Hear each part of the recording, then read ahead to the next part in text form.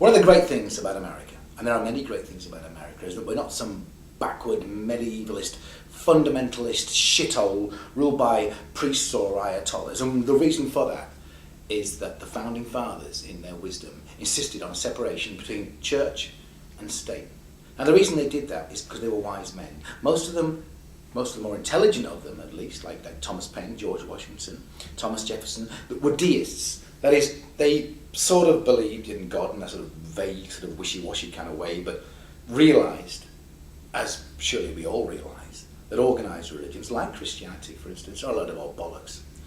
And the reason they insisted on the separation between church and state is that they, like us, feared that hideous rump out there in the hinterland of America, who then, as now, consisted of a bunch of animal-raping imbeciles who believed in the literal truth of the King James version of the Bible.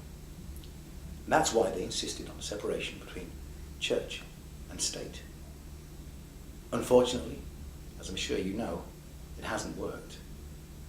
We have in the White House, as I speak, a president who literally believes that Jesus rode round on a dinosaur, who believes in the literal truth of the King James Bible. In short,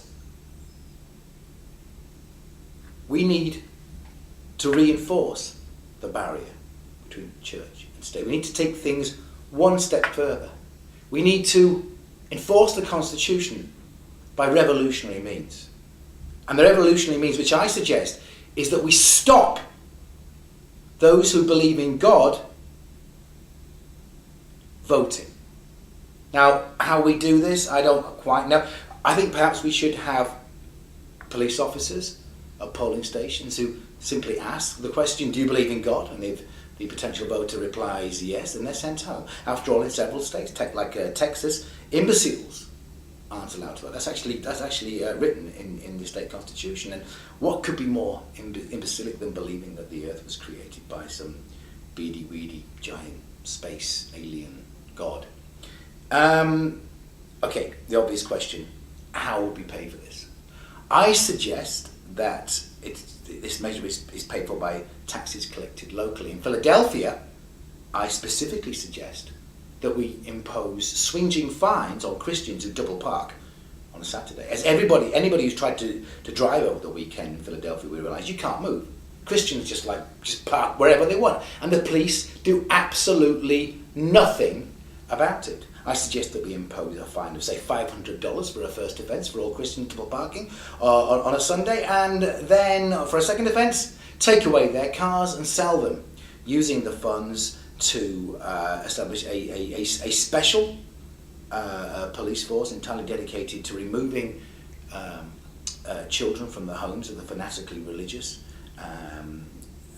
to save them from brainwashing. And I further believe that this measure, in depriving Christians of transportation, would mean that they can no longer ferry those children that they do manage to hide from the police to church or to temple, and thus indoctrinate a further generation of religious fanatics who will potentially elect a further generation of imbecilic, Bible-believing chimp presidents.